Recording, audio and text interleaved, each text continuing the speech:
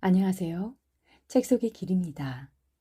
오늘 읽을 책은 다산 정약용 선생이 강진 유배지에서 두 아들에게 보낸 편지입니다. 선생의 올곧은 생각과 자식에 대한 뜨거운 사랑이 엄격한 교훈과 함께 잘 나타나 있습니다. 자, 그러면 책 속에 담겨진 지혜를 찾으러 가볼까요? 귀한 길에 오르며 학연 하규에게 헤어질 때의 서운함을 어찌 말로 표현할 수 있겠느냐. 언제 어머니와 함께 시골로 내려갔는지 궁금하다. 아무쪼록 곧 돌아가 조용히 지내거라. 나는 길을 떠난 후 나날이 몸도 기운도 좋아져 간다. 금음날에는 죽산에서 자고 초하룻날에는 가흥에서 묵었다. 오늘은 아버님 묘소에 고별 인사를 드리면서 걷잡을 수 없이 눈물을 흘렸다. 귀향을 보내면서도 아버님 묘소에 들러 인사를 드릴 수 있도록 허락하신 임금님 은혜가 그저 감사할 뿐이구나. 떠날 때 보니 내 어머니 얼굴이 몹시 수척하더구나. 음식으로 원기를 보하도록 하고 약을 써 정성껏 치료해드리거라. 이만 줄인다. 1801년 3월 2일. 가신이를 그리며 기다리다 편지를 받으니 더욱 반갑고 큰 위로가 되는구나. 무의 병세가 아직도 다 회복되지 않았는데 어린 딸까지 병이 심해진다니 걱정이 크구나. 내 병은 그런대로 차도가 있는 듯하다. 무서움증과 몸을 반듯하게 세울 수 없는 증세는 그런대로 나아지고 있다. 다만 왼쪽 팔에 통증이 남아있지만 그것도 조금씩 차도가 있는 것 같다. 이달에 들어서는 안팎으로 슬픔이 크구나. 가신이에 대한 그리움에 견디기가 힘들구나. 밤낮 슬픔에 젖어 사는 내 신세가 왜 이러한지 모르겠다. 더 말하지 말기로 하자. 1801년 6월 17일. 삼비정신을 지녀라. 날짜를 헤아려 보니 지난번 너희 편지를 받은 지 꼭 82일 만에 이번 편지를 받았구나. 그 사이 내 턱 밑에는 흰 수염이 7, 8개나 나왔구나. 너희 어머니가 병이 날 곳은 이미 짐작하고 있었지만 큰며느리까지 학지를 알았다니 안타깝기 그지없구나. 더구나 신주에서 귀양살이하는 형님을 생각하면 마음이 미어진다.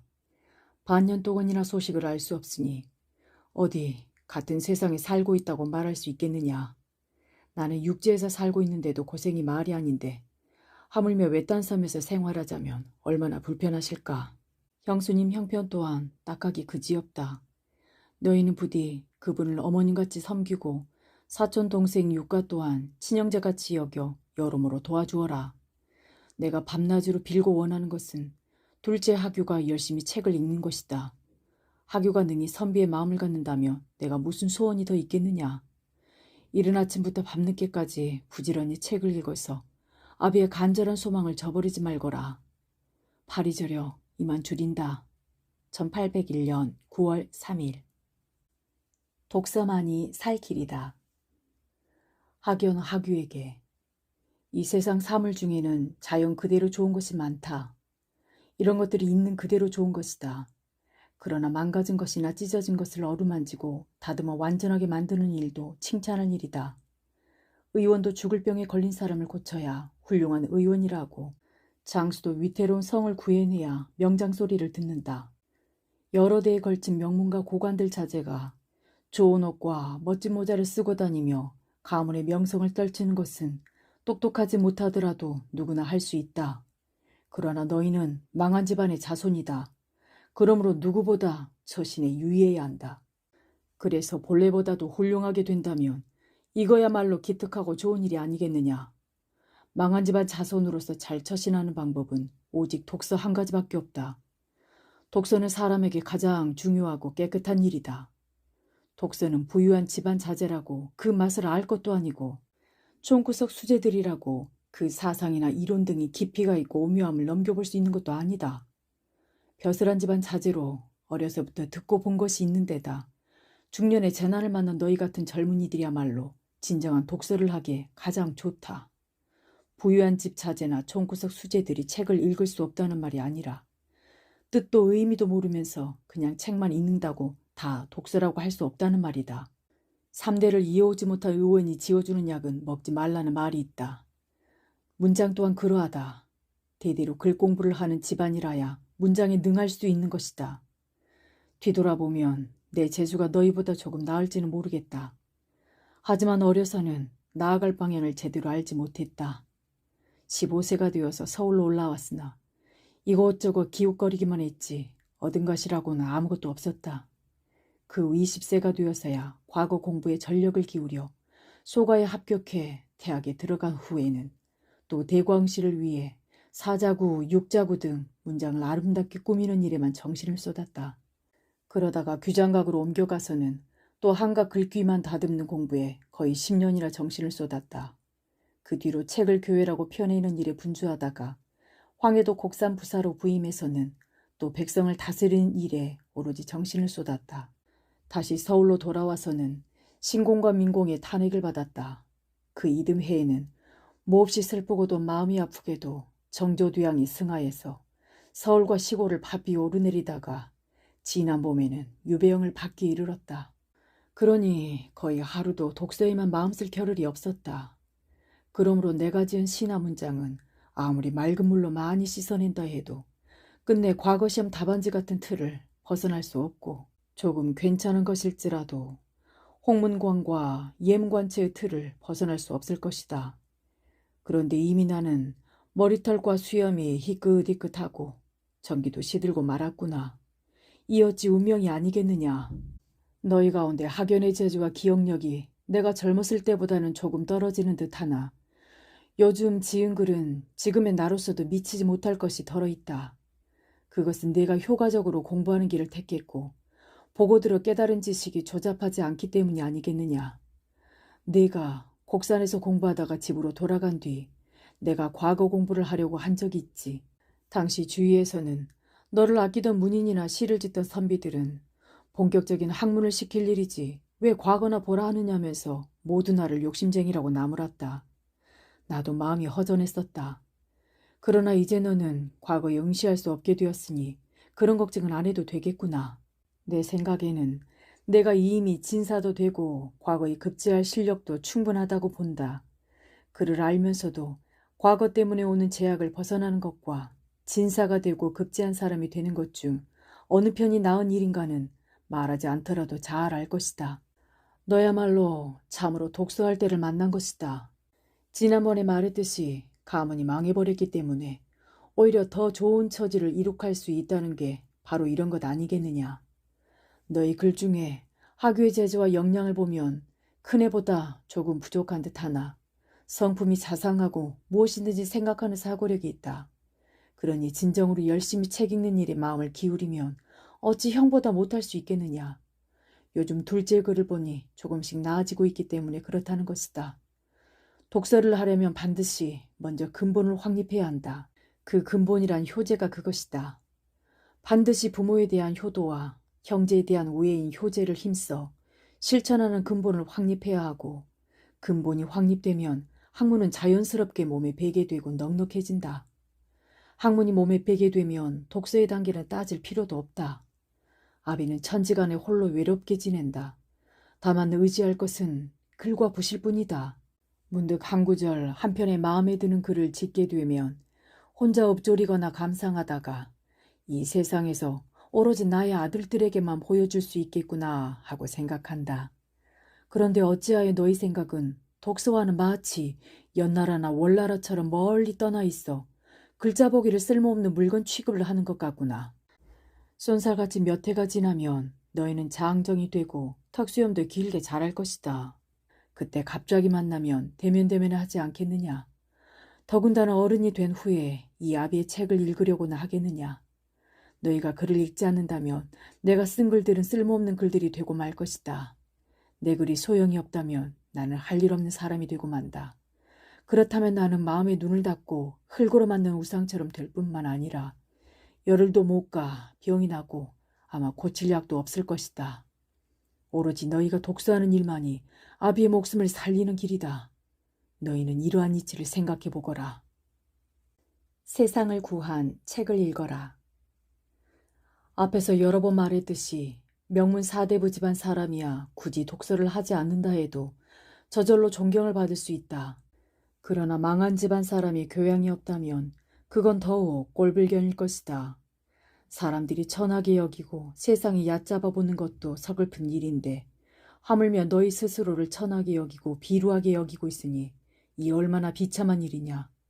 너희가 끝끝내 배우지 아니하고 스스로를 포기해버린다면 내가 써놓은 글과 간추려 뽑아놓은 글들을 장차 누가 모아서 책을 엮고 교정해서 보존하겠느냐.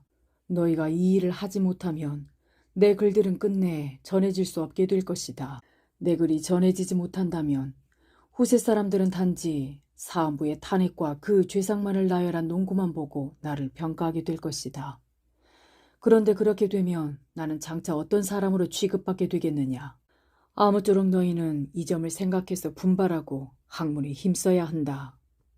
우리 집안의 글하는 전통을 더욱 지키고 번창하게 하면 세상에서 다시 빛을 보게 될 것이다. 아무리 대대로 높은 벼슬 집안이라도 우리 집안의 창빈함과 고귀함과는 비교할 수 없을 것이다. 그런데 무엇이 괴롭다고 이런 일을 하지 않느냐? 요즘 몇몇 젊은이들은 원나라와 명나라의 경박한 사람들이 지은 보잘것없는 문장들을 가져다가 그대로 모방해서 당대 문장인 것처럼 자부하며 으스대고 있다. 그러면서 남의 글이나 흉보고 고전적인 글들을 깎아내리는 것이 내가 보기에는 불쌍하기 짝이 없는 일이다. 문장은 반드시 먼저 경학으로 기초를 다진 후에 옛날 역사책을 읽어 그 시대의 잘 다스려진 이유와 어지러웠던 이유 등 근원을 알아야 한다. 모름지기 실용의 학문, 즉 실학에 마음을 두고 옛 사람들이 나라를 다스리고 세상을 구했던 글들을 즐겨 읽도록 해라. 마음에 항상 만 백성에게 나누어주겠다는 생각과 만물을 자라게 해야겠다는 뜻을 가진 뒤에라야 비로소 참다운 독서를 한 군자라 할 수 있다.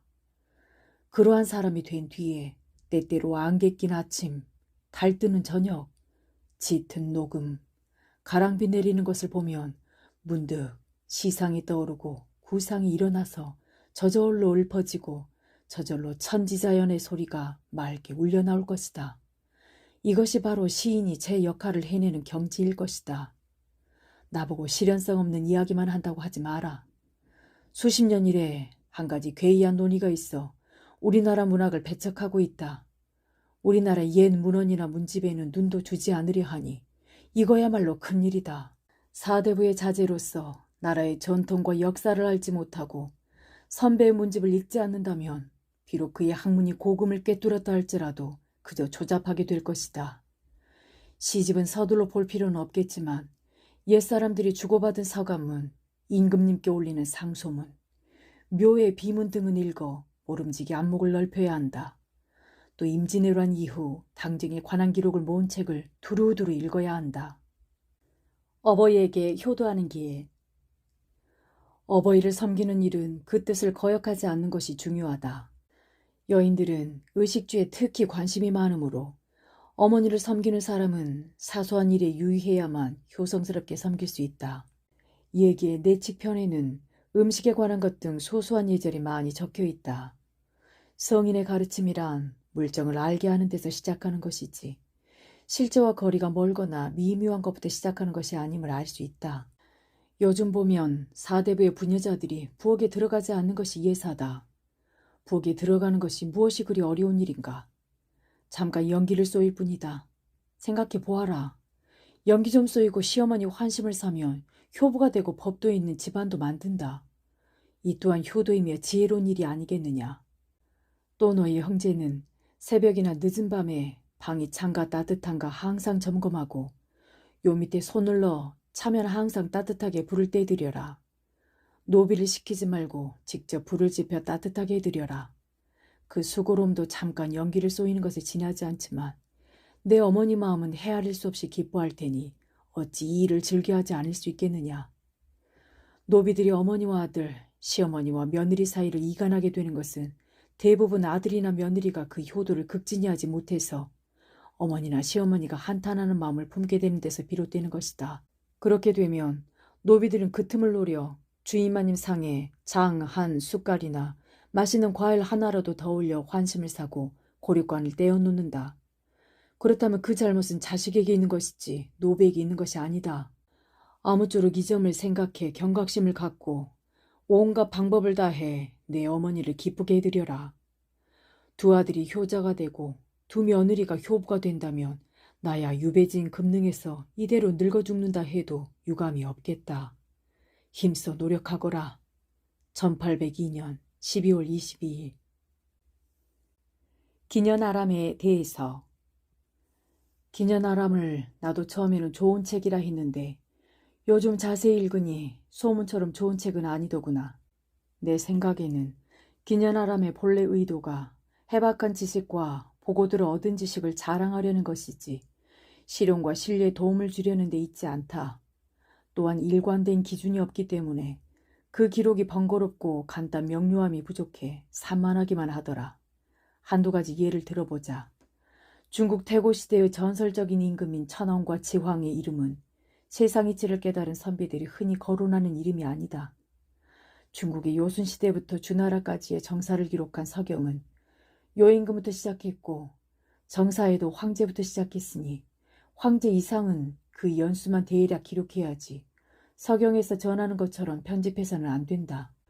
요임금 이하의 네 글자를 잘라서 이를 격식으로 삼아 우리나라의 연대를 기록하는 경우는 고금의 역사책을 다 뒤져봐도 없다. 또 파괴라는 두 글자도 이치에 맞지 않는다. 파라는 것은 물줄기의 갈림을 뜻하는데 문중을 말하는 족단계보를 족파라고는 부를 수 있으나 지금 그 부모를 기록하면서 파괴라고 하면 되겠느냐. 저서에서 가장 신중히 할 일은 항목을 세워 분류하는 일이다. 기년아람 중에 고실리라고 칭한 것을 각각 항목에 나눠 싣기도 하고 고이라고 칭한 것도 각 표제 밑에 섞어 싣기도 했다. 저서할 때 조례 또한 철저하게 정리해야 되는데 이처럼 뒤죽박죽 해놓아서는 안 된다.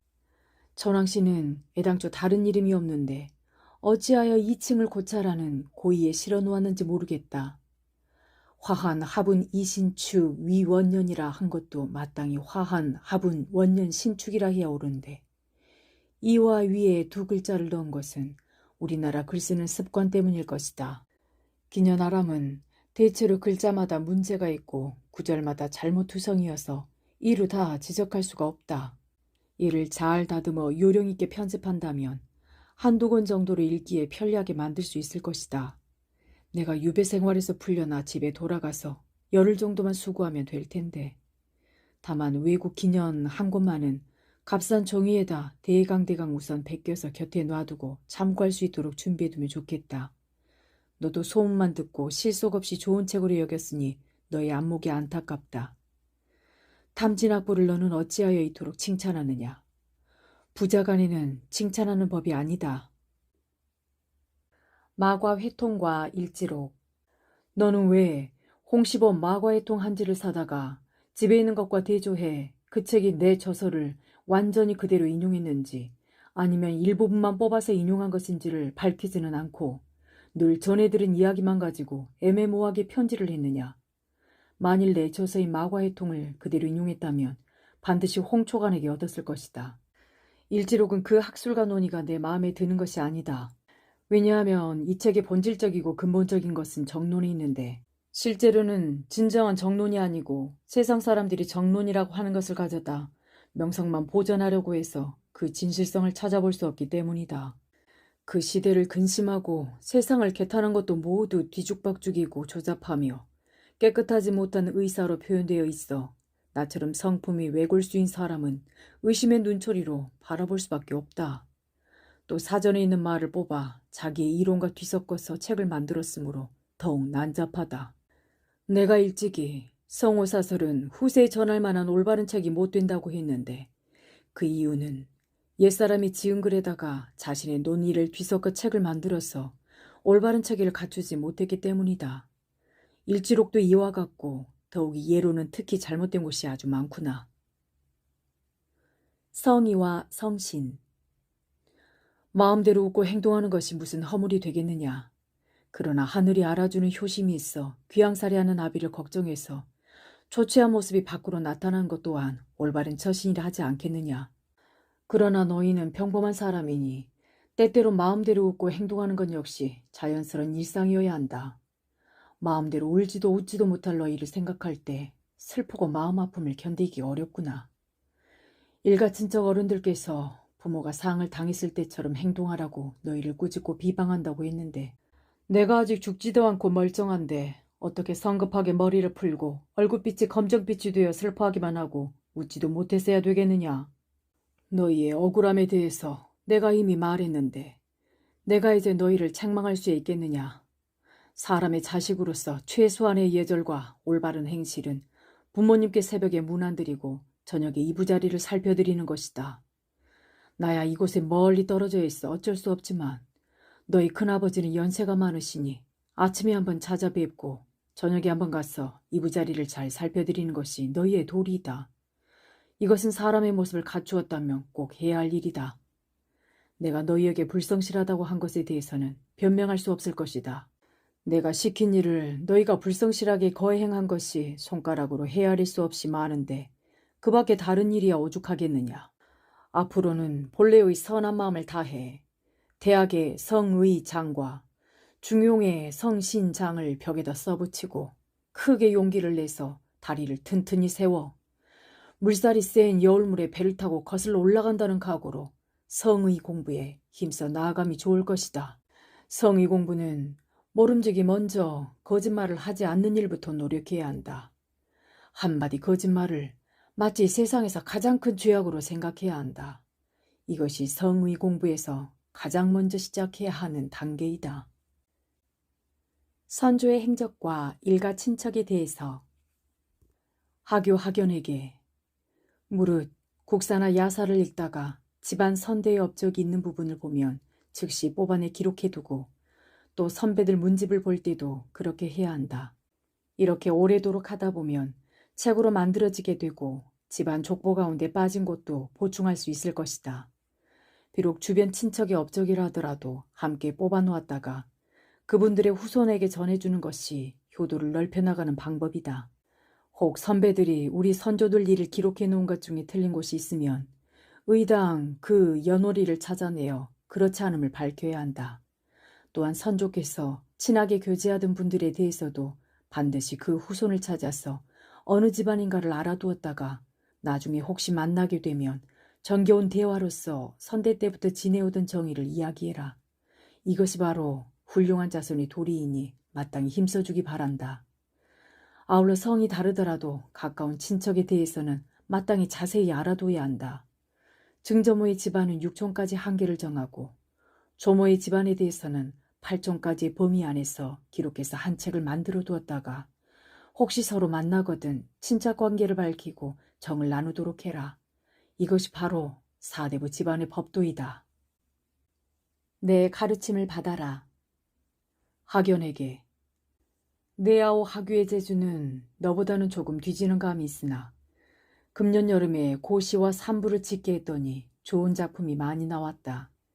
가을에는 주역을 베끼기에 전념해서 비록 글 공부는 못했으나 그 식견이 조잡하지 않았으며 요즘 좌전을 읽으면서도 선왕들의 제도와 문물 그리고 관료들의 법령을 상당히 배워서 어느 정도 경지에 올랐다.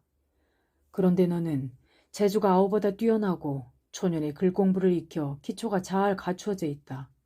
이제라도 크게 뜻을 세우고 분발해서 학문을 한다면 30살 이전에 큰 유학자로 명성을 얻을 것이다. 그러니 용사, 행장을 굳이 말하지 않아도 되지 않겠느냐. 자질구레한 시율로는 명성을 얻는다 할지라도 쓸모가 없을 것이니 아무쪼록 금년 겨울부터는 상서와 좌전을 읽어야 한다. 이 둘은 비록 어려워서 읽기가 힘들고 의미가 심오하기는 하지만 이미 다 주의가 있으니 마음을 가라앉히고 잘 연구하면 읽을 수 있을 것이다. 그리고 고려사, 반개수록, 서예지, 징비록, 송호사설, 문헌통고 등의 책을 읽고 그 요점을 정리하는 일 또한 잊지 말아야 할 일이다. 너는 학문을 할 수 있는 때가 점점 지나고 있구나. 집안 사정으로 봐서 꼭 유학을 해야 할 것 같으니 이곳에 와서 나와 같이 지내는 것이 여러 가지로 좋을 듯 하지만 대의를 모르는 집안 아낙네들이 틀림없이 놓아주질 않을 것 같구나. 내 동생의 학문이나 식견이 바야흐로 봄기운이 돌아 모든 초막이 움터오를 듯한 기세로구나. 너의 처지를 딱하게 여겨 내 동생을 보내려다가 차마 보내지 못한다. 지금 생각으로는 내년을 넘기고 경호년 봄에나 보내려 하는데 너도 그날까지 세월을 헛되이 보내서는 안 될 것이다.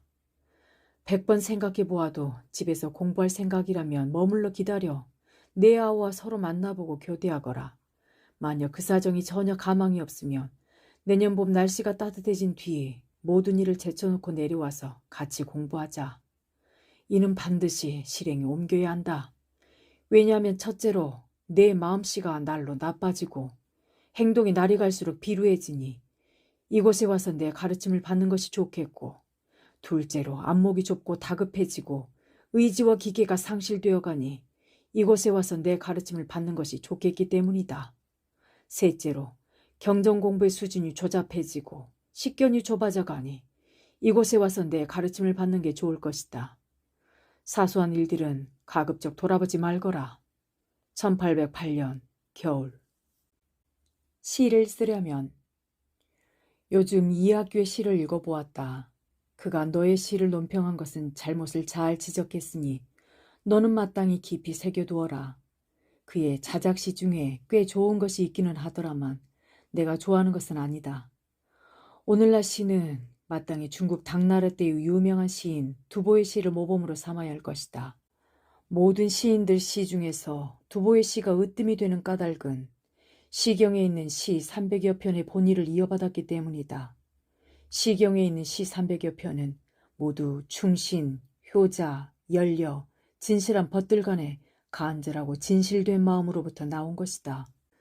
임금을 사랑하고 나라를 근심하지 않는 것이라면 시가 아니며 높은 덕을 참여하고 세속을 개탄하지 않는 것도 시가 아니다. 높은 덕을 참여하고 나쁜 행실을 풍자하며 선을 권하고 악을 징계한 것이 아니라면 시가 아니다. 그러므로 뜻을 세우지 않고 학문이 온전하지 못해 사람이 마땅히 지켜야 할 바른 도리를 알지 못하고 임금을 요순의 성군으로 만들어 백성들이 태평성대를 누리도록 하는 마음을 갖지 못한 자는 시를 지을 수 없는 것이다. 두보의 시는 고사를 인용한 흔적이 없어 자작한 것 같지만 자세히 살펴보면 모두 출처가 있으니 두보야말로 시성이 아니겠느냐. 한유의 시는 글자 배열법은 모두 출처가 있으나 어구는 자작이 많으니 바로 이 점이 그가 시의 대가가 되는 이유이다. 중국 북송 때의 유명한 시인 소동파의 시는 구절마다 역사적 사실을 인용했는데 얼핏 보면 의미를 알아볼 수 없으나 인용한 흔적이 남아있어 이리저리 따져보고 검사해서 그 근본을 캔 뒤에야 겨우 그 뜻을 알 수 있으니 이 점이 바로 그가 시의 박사가 되는 이유이다.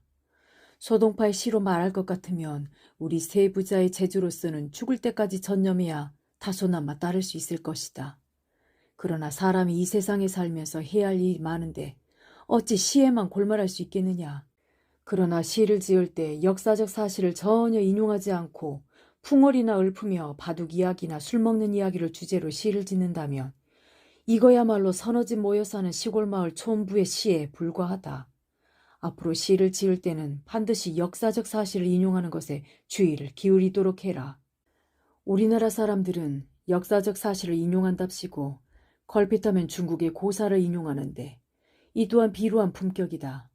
아무쪼록 삼국사기, 고려사, 국조보감, 여지승남, 징비록, 연려실기술 그리고 그 밖에 우리나라 문헌들을 구해 시에 넣어 사용한다면 이 세상에서 명성을 얻을 수 있을 뿐만 아니라 후세에 길이 남길 만한 작품이 될 것이다.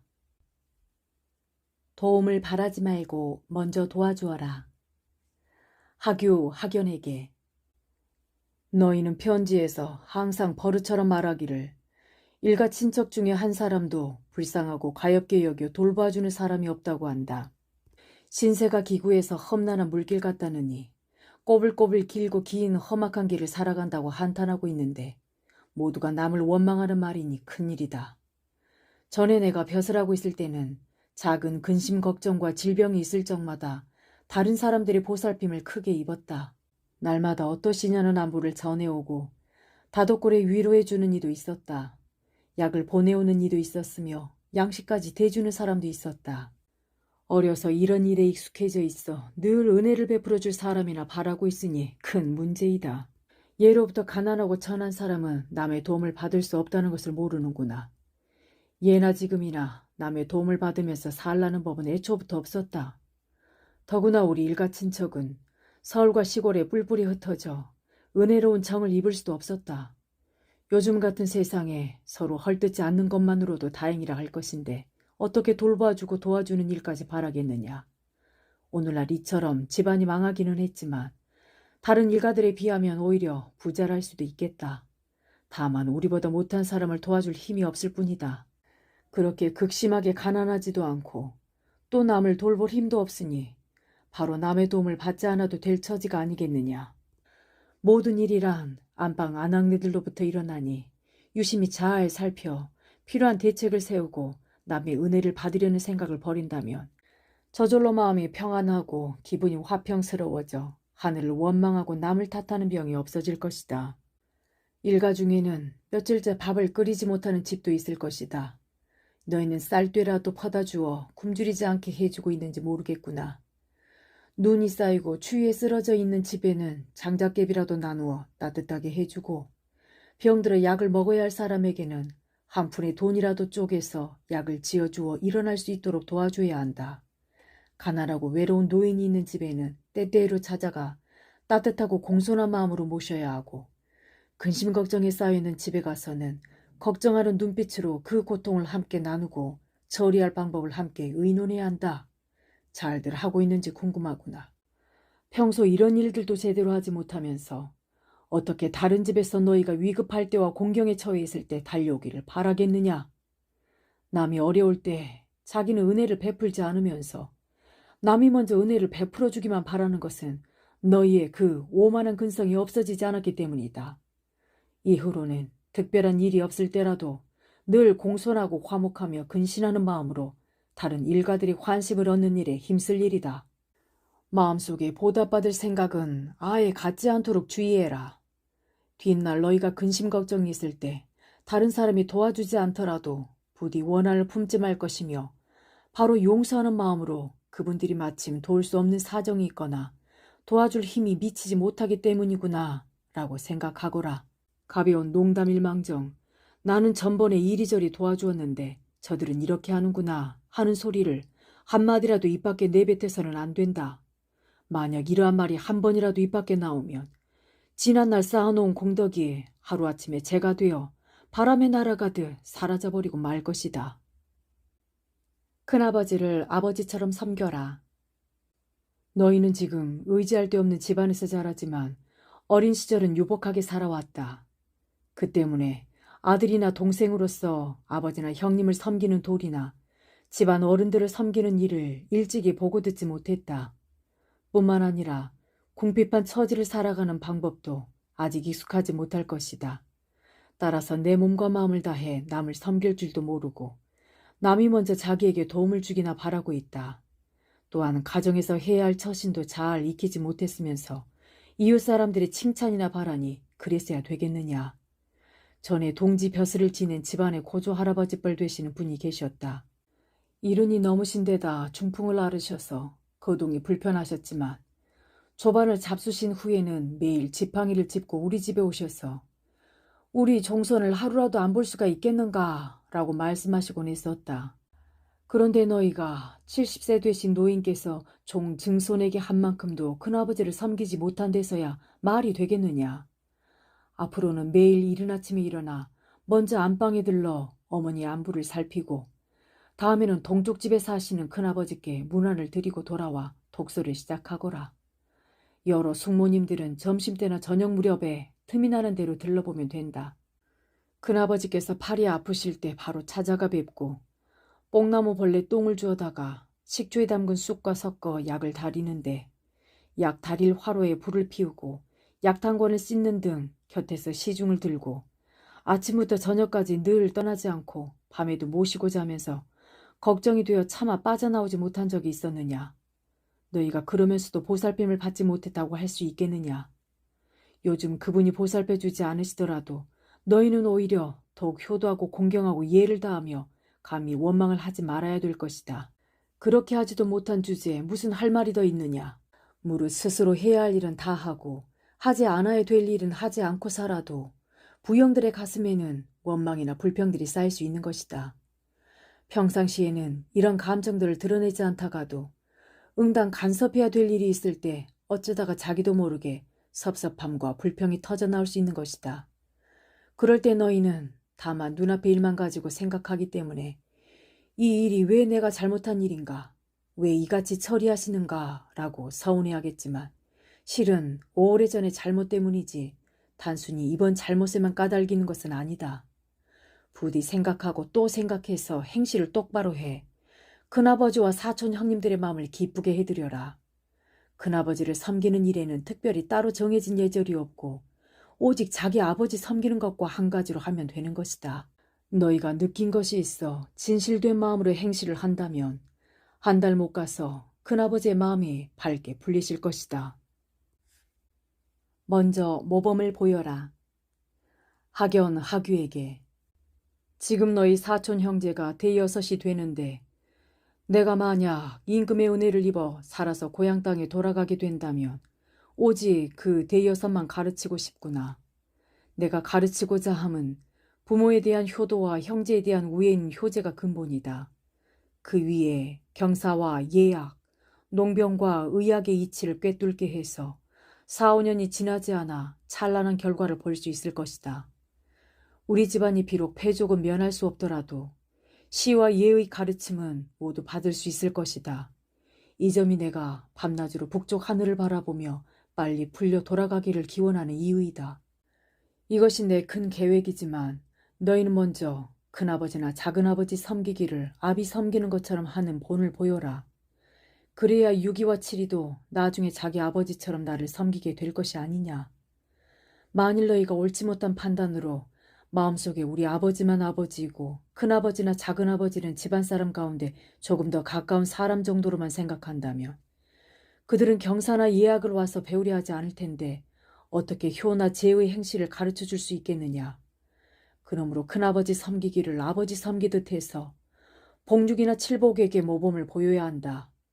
내 이 계획은 참으로 큰 것이니 비록 너희 마음에 썩 내키지 않더라도 힘써 이 뜻을 따라주기 바란다. 과일과 채소를 재배하라. 시골에 살면서 과수원이나 채소밭을 가꾸지 않는다면 천하에 쓸모없는 사람이다. 나는 지난번 국상 때 바쁜 가운데서도 만송 10그루와 향나무 한두 그루를 심어둔 적이 있다. 내가 지금까지 집에 있었다면 뽕나무는 수백 그루, 젖붙인 배 몇 그루, 옮겨 심은 능금나무 몇 그루 정도는 됐을 것이고 당나무는 지금쯤 이미 밭을 이루었을 것이다. 온나무도 다른 밭 언덕으로 뻗어나갔을 것이고 석류도 여러 그루, 포도도 군데군데 줄을 타고 덩굴이 뻗어 있을 것이다. 파초도 네댓은 좋게 가꾸었을 게다. 쓸모없는 땅에는 버드나무도 대여섯 그루 심었을 것이고 마을 뒷산 소나무도 이미 여러 잣쯤 자랐을 것이다. 너희는 이런 일을 하나라도 했는지 모르겠구나. 너희가 국화를 심었다고 들었는데 국화 한 일항은 가난한 선비의 몇 달 양식이 될 수도 있는 것이니 한낱 꽃 구경에만 그치지 않도록 해라.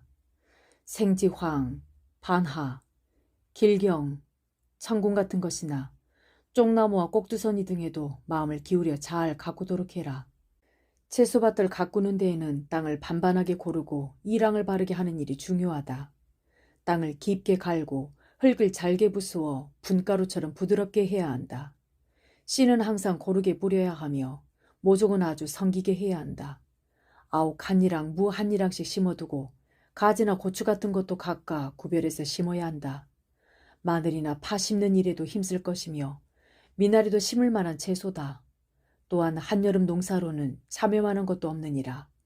전략하고 본농사에 힘쓰면서 부업으로 아름다운 결실을 얻을 수 있는 것이 채소밭 가꾸는 일이다. 망한 집안에서도 성인 군자가 나온다. 새해가 밝았구나. 군자는 새해를 맞으면서 반드시 그 마음가짐이나 행동을 새롭게 다져야 한다. 나는 젊었을 때 새해를 맞이할 적마다 반드시 그 해에 공부할 것을 미리 계획했었다. 예를 들면 무슨 책을 읽고 어떤 책을 뽑아 적어야 하는가를 미리 정하고 실행했다. 간혹 몇 달 뒤에 이르러 사고가 발생해 계획대로 실행하지 못하는 경우도 있었지만 선행을 즐기고 앞으로 전진하겠다는 뜻만큼은 스스로 포기하지 않았다. 내가 지금까지 너희에게 편지를 보내 공부에 힘쓸 것을 알아듣도록 말한 것이 여러 차례이다. 그런데 아직 한 번도 경전에 의심스러운 곳이나 예학에 의문스러운 점, 역사책에 대한 논란을 한 주먹도 물어온 적이 없으니 어찌하여 너희는 그렇게 내 말을 마음에 새겨두지 않느냐. 도회지에서 자라는 너희가 어린 시절 보고 배운 것이 문전 잡객이나 시중 들은 하인이나 아전들 뿐이어서 말씨나 마음씨가 약삭빠르고 비천할 수밖에 없었겠지. 이러한 병이 골수에 깊이 박혀 마음의 선을 즐기고 학문에 힘쓰려는 생각이 전혀 없게 되었다. 내가 밤낮으로 초조하게 돌아가려고 하는 것은 너희가 장성해서 뼈가 점점 굳어지고 기운이 점점 사나워져 한두 해가 지나면 완전히 나의 뜻을 저버리고 보잘것없는 생활로 빠져버리고 말 것이기 때문이다. 지난해 이 생각 때문에 병이 나서 여름 내내 앓았고 10월 이후로도 마찬가지이니 너희도 이 아비의 심정을 알아주기 바란다. 너희 마음속에 조그만 성의가 있다면 아무리 험난한 난리 속이라도 반드시 진보가 있을 것이다. 너희가 집에 책이 없느냐? 재주가 없느냐? 눈과 귀가 총명하지 못하냐? 무엇 때문에 스스로 포기하려는 것이냐? 망한 집안이라고 생각하기 때문이냐? 너희 처지가 비록 벼슬길은 막혔으나 성인이 되고 문장가가 되고 진리에 통달한 선비가 되는 데에는 아무런 문제가 없는 것이다. 문제가 없을 뿐더러 도리어 크게 좋은 점이 있으니 그것은 과거 시험에 대한 부담이 없고 또 빈곤하고 궁핍한 고통이 몸과 마음을 단련시키고 지혜를 개발해서 세상 인심과 물정의 진실과 거짓을 두루 알 수 있게 해주기 때문이다. 그런 까닭에 선배인 율곡 선생 같은 분은 어버이를 일찍 여의고 그 어려움을 참고 견디어 마침내 지극한 도를 깨쳤다. 우리 집안의 선조 우담 선생께서도 세상 사람들의 배척을 받고는 더욱 그 덕이 높아졌으며 성호 선생께서도 집안이 화를 당한 뒤로 이름난 유학자가 되었으니 이분들 모두가 다 당대의 고관 대작 집안의 자제들이 미칠 수 없는 훌륭한 업적을 남겼다는 것을 너희도 일찍부터 들어오지 않았느냐. 패족 중에 재주 있고 뛰어난 선비가 많이 나오는 것은 하늘이 재주 있는 사람을 패족으로 태어나게 해서 그 집안의 보탬이 되게 하려는 것이 아니다. 높은 자리에 오르려는 욕심이 없어 근본 정신을 흐리게 하지 않아서 깨끗한 마음으로 책을 읽고 이치를 연구해서 참다운 진리와 원리를 알 수 있게 되기 때문인 것이다. 평민으로서 학문을 하지 않으면 못난 사람이 되고 말지만 패족으로서 학문을 하지 않으면 마침내 폐인이 되어 세상에 버림을 받게 된다. 혼인길이 막혀 천민에게 장가들고 시집가게 될 것이며 물고기 입술이나 강아지 이마 몰골을 한 자녀가 태어나게 된다면 그 집안은 영영 끝장나는 것이다. 가령 내가 몇 년 안에 유배에서 풀려난다면 너희 몸을 단련시키고 행동을 가다듬어 효도와 공경을 숭상하고 화목한 가정을 일으키게 할 것이다. 경서를 연구하고 시와 예를 담론하며 서가에 3, 4천 권의 책을 꽂아놓고 1년을 지탱할 양식이 있고 밭에 뽕나무, 삶, 채소, 과일, 꽃, 약초들이 질서정연하게 심어져 있고 그늘을 즐길만 하고 마루에 오르고 방에 들어가면 검은고가 있고 투호 하나와 붓, 벼루 및 책상에 볼만한 책이 있어 그 청아하고 깨끗함이 기뻐할 만하고 때때로 손님이 찾아오면 닭을 잡고 회를 떠서 탁주와 좋은 나물 안주로 즐겁게 한번 배불리 먹고 함께 고금의 일들을 평론할 수 있다면 비록 패족이라 해도 장차 안목 있는 사람들에게 흠모를 받을 것이다. 이렇게 세월이 흘러간다면 우리 집안에 다시 일어나지 못할 이유가 있겠느냐. 깊이 생각하거라. 정말 이렇게 될 일을 너희가 해야 하지 않겠느냐.